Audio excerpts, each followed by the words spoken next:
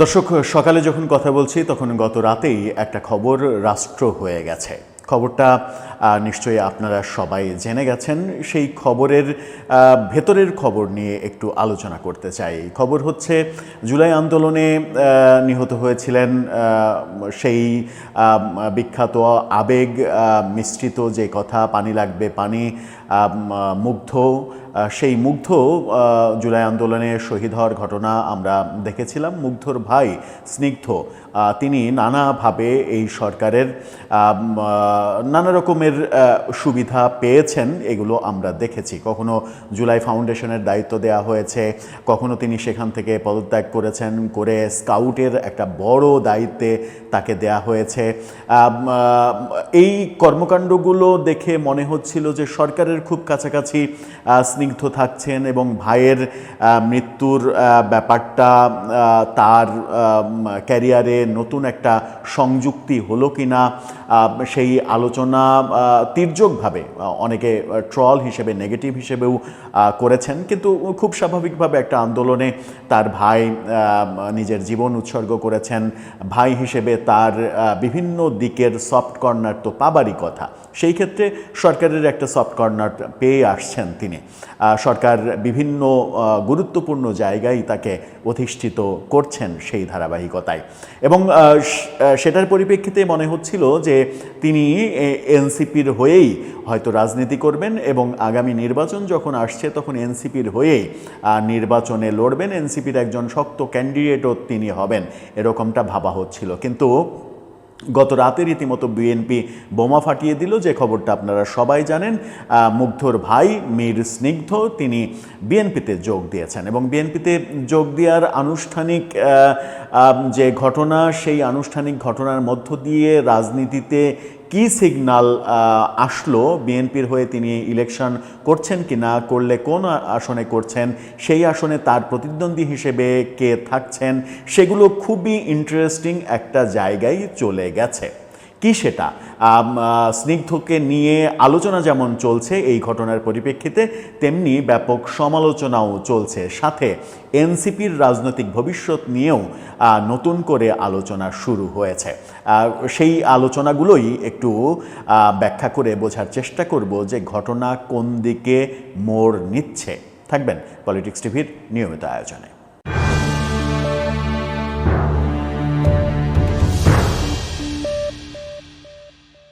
দর্শক, বলছিলাম মীর মুগ্ধর ভাই মীর স্নিগ্ধ তিনি বিএনপিতে যোগ দিয়েছেন, এটা আমরা সবাই জানি।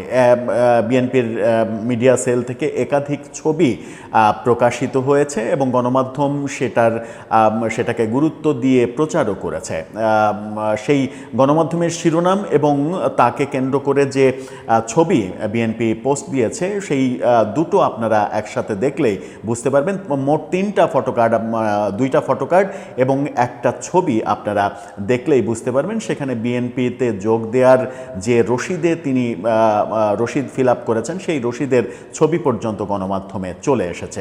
সেগুলো নিশ্চয়ই দেখে ফেললেন। সেই দেখে ফেলার মাঝেই আমরা যে আলোচনাটা করতে চাই সেটা হচ্ছে যে বিএনপিতে স্নিগ্ধ কেন যোগ দিলেন, কেন এনসিপিতে যোগ দিলেন না, এটা একটা বড় প্রশ্ন। সেই ক্ষেত্রে বিএনপি বোধহয় রাজনীতিতে একটা বড় টেক্কা দিতে পারল, যে জুলাই আন্দোলনকে কেন্দ্র করে যারা আহত নিহত হয়েছে তাদের একটা তাদের ওন করার ব্যাপারটা এনসিপির মধ্যেই আমরা এতদিন বিরাজ করতে দেখেছি, এবং এই আন্দোলনের সমস্ত ক্রেডিট এনসিপি চায় এবং এনসিপি ভোগ করতে চায়, উপভোগ করতে চায় এবং সেগুলো নিয়ে গর্ব করতে চাই। সেই ব্যাপারগুলো আমরা দেখেছি। কখনো কেউ তো নেগেটিভভাবে সমালোচনা করবেই, সেটা ভিন্ন কথা।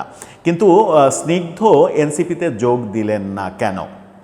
আমরা দেখেছি যে গত বছর 5 আগস্ট সরকার পতনের পরে এবং মুগ্ধ মারা যাওয়ার পরে 15 মাসের বেশি সময় অতিক্রম হয়েছে।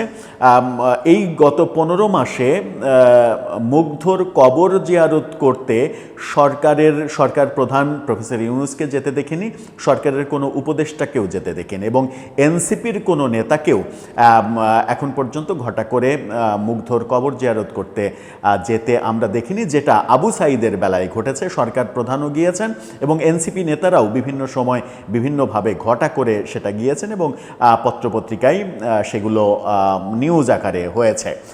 সেটা কি একটা খেদের কারণ যে যতটা আবু সাঈদকে গুরুত্ব দেওয়া হচ্ছে ততটা মুগ্ধকে সরকারের পক্ষ থেকে কিংবা এনসিপির দলের পক্ষ থেকে গুরুত্ব দেওয়া হয়নি, সেই খেদের কারণেই স্নিগ্ধ বিএনপিতে যোগ দিলেন?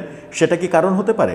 সেটা কারণ না হওয়ারই কথা, কারণ সেটা এনসিপির বেলায় হতে পারে যে এনসিপির বেলায় একটা মানে খারাপ লাগা তার কাজ করতে পারে কিংবা তার বাবার কাজ করতে পারে, কিন্তু সরকারের বেলাতে তো সেটা কাজ করার কথা নয়, কারণ সরকার খুবই লাভজনক এবং সুবিধাজনক, মানে আমি যদি লাভজনক সুবিধাজনক নাও বলি, প্রেস্টিজিয়াস ব্যাপারও যদি বলি, তাহলে প্রেস্টিজিয়াস একাধিক জায়গায় স্নিগ্ধকে কিন্তু দায়িত্ব দিয়েছেন এমন মানে, এবং স্নিগ্ধকে যেভাবে প্রমোট করা হয়েছে বিভিন্নভাবে, আমরা সর্বশেষ যে খেলা দেখলাম ওয়েস্ট ইন্ডিজের সঙ্গে বাংলাদেশ যে সিরিজ খেললো, সেই সিরিজের একটা ম্যাচে দেখলাম যে পুরস্কার বিতরণী অনুষ্ঠানে আমিনুল ইসলাম বুলবুলও আছেন, সাথে স্নিগ্ধকেও রাখা হয়েছে।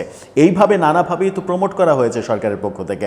তো সরকারের উপরে তার তো কোনো ধরনের খেদ থাকার কথা নয়, এবং সরকারের উপদেষ্টা হিসেবে আসিফ মাহমুদ সজীব ভুঁইয়া কিংবা মাহফুজ আলম, তাদের ওপরেও খেদ থাকার কথা নয়, যদিও তাদেরকেও আমরা মুগ্ধর কবর জিয়ারত করতে যেতে দেখিনি। যে কবরটা ঢাকায় অবস্থিত বলে আমরা জানি, সেটা যেতে দেখিনি, কিন্তু সরকারের পক্ষ থেকে, সরকারের প্রধান, এনসিপির পক্ষ থেকে এনসিপি নেতারা ঘটা করে আবু সাঈদের কবর জিয়ারত করেছেন।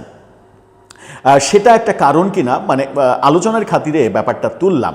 আমি এখন পর্যন্ত আমরা কেউই নিশ্চিত নই যে এনসিপির ওপরে কিংবা সরকারের ওপরে স্নিগ্ধর কোনো ধরনের খেদ আছে কিনা, সেই খেদের কারণে তিনি এনসিপিতে যোগ না দিয়ে বিএনপিতে যোগ দিলেন। বিএনপির রাজনীতির ক্ষেত্রে এটা একটা বলা যায় যে বিএনপি একটা ট্রাম্প কার্ড খেলে দিল, একটা বড় ট্রাম্প কার্ড হিসেবে এখন তারা স্নিগ্ধকে ব্যবহার করতে পারবে, রাজনীতির ট্রাম্প কার্ড। এবং শোনা যাচ্ছে যে স্নিগ্ধকে বিএনপি নির্বাচন করাবে ঢাকা 18 আসন থেকে।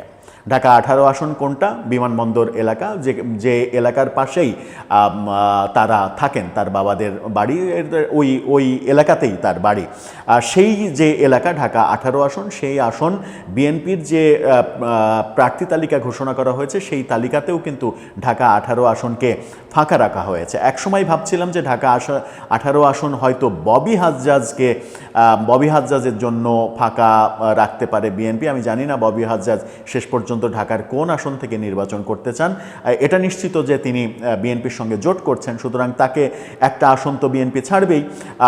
শোনা যাচ্ছে গত রাতের এই ঘটনার পরে যে ঘটা করে অনুষ্ঠানটা হলো, যে ছবিগুলো আপনারা দেখলেন যে আনুষ্ঠানিকভাবে তিনি সই করছেন তাদের ফর্মে, এবং সেখানে অনলাইনে তার পাশেই, ডান পাশে নজরুল ইসলাম খানের পাশে যে টেলিভিশন মনিটরটা, সেই মনিটরটাতে কিন্তু তারেক, ছবিটা আরেকবার দেখে নিন, যেখানে সই করছে সেখানে কিন্তু তারেক রহমানকে দেখা যাচ্ছে, এবং তারেক রহমান সেই মানে যোগদান অনুষ্ঠানে অনলাইনে যুক্ত ছিলেন। তার মানে বিএনপির কাছে এটা একটা বড় ব্যাপার।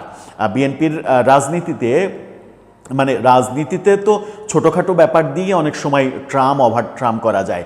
বিএনপি এই ব্যাপারটা নিয়েই একটা ট্রাম্প কার্ড খেলে দিল, যেটা এনসিপির জন্য রাজনীতিতে একটা বড় পরাজয়ের ইঙ্গিত। আরও ভয়াবহ যে খবরটা, সেটা হচ্ছে যে গতকালকে গণমাধ্যমে যে খবর এসেছে, তাতে আমরা খবর পেয়েছি যে এনসিপি নেতা নাসিরউদ্দিন পাটোয়ারি, যিনি এনসিপির নির্বাচন পরিচালনা কমিটিরও প্রধান, তিনি নির্বাচন করবেন ঢাকা 18 আসন থেকে। তার মানে জুলাই যোদ্ধার ভাই ভার্সেস জুলাই যোদ্ধা কম্পিটিশন হবে। বিএনপির পক্ষে স্নিগ্ধ লড়বেন, যদি লড়েন প্রতিপক্ষ এনসিপির ক্যান্ডিডেট হবে নাসিরুদ্দিন পাটোয়ারি। স্নিগ্ধ বনাম নাসিরুদ্দিন পাটোয়ারি, নির্বাচনের খেলাটাও বেশ জমে যাবে। সেই ক্ষেত্রে কে বিজয়ী হয়ে আসবে সেটা এনসিপির জন্য একটা বড় প্রেস্টিজিয়াস ইস্যু হয়ে দাঁড়াবে। বিএনপির প্রার্থী যদি স্নিগ্ধ হয়, নিশ্চিত করেই স্নিগ্ধর সঙ্গে নাসিরুদ্দিন পাটোয়ারি পেরে উঠবেন না। সেই ক্ষেত্রে জামাতের সঙ্গে জোট হলেও ঢাকা 18 আসনে বিএনপির সঙ্গে পেরে ওঠার মতো জামাতের সেই অবস্থান আছে কিনা, যদি এনসিপিকে সাপোর্টও দেয়, সেটা একটা বড় প্রশ্নবোধক চিহ্ন। সেই ক্ষেত্রে কি আমরা মানে এই লড়াইটার ক্ষেত্রেও এনসিপির একটা বড় ধরনের ধাক্কা, এই ব্যাপারটা, এই ঘটনাটা হবে কিনা, সেই ব্যাপারটাও কিন্তু বিবেচনা করা যেতে পারে। সব মিলিয়ে আমার মনে হয় যে বিএনপি যদি তাকে 18 আসনে, ঢাকা 18 আসনে মনোনয়ন দেওয়ার জন্যই দলে নেয়, এবং এমনও হতে পারে যে দেখা যাচ্ছে নির্বাচন শেষে বিএনপি যদি সরকার গঠন করে তাহলে স্নিগ্ধকে মন্ত্রীও বানিয়ে দিল বিএনপি, সেটাও হতে পারে। রাজনীতিতে অসম্ভব বলে কিছু নেই।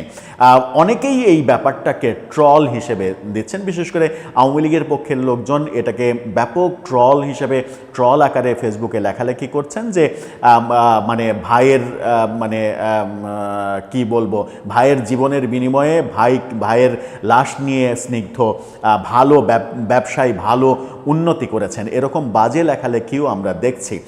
এরকম মানে নোংরা ভাষায় লেখালেখি না হওয়াই উচিত, কারণ মানুষের জীবন মৃত্যু এই ব্যাপারগুলো নিয়ে মানে, এবং মৃত্যুর মতো ঘটনা, সেটা যে পক্ষের ঘটনাই হোক, মৃত্যুর মতো ঘটনা যে কোনো পরিবারের জন্যই সব থেকে বিষাদময় ঘটনা। সেই ঘটনা নিয়ে এরকম নোংরা ট্রল না করলেও চলে। যদিও রাজনীতিতে নোংরামি যে কোন জায়গায় গিয়েছে সেটা আমরা 2025-এ এসে আরও বেশি করে বুঝতে পারছি, উপলব্ধি করতে পারছি। নোংরামি করতে কোনো রাজনৈতিক দলই এতটুকু ছাড় দিচ্ছে না, যেটা আমরা দেখছি প্রতিনিয়ত।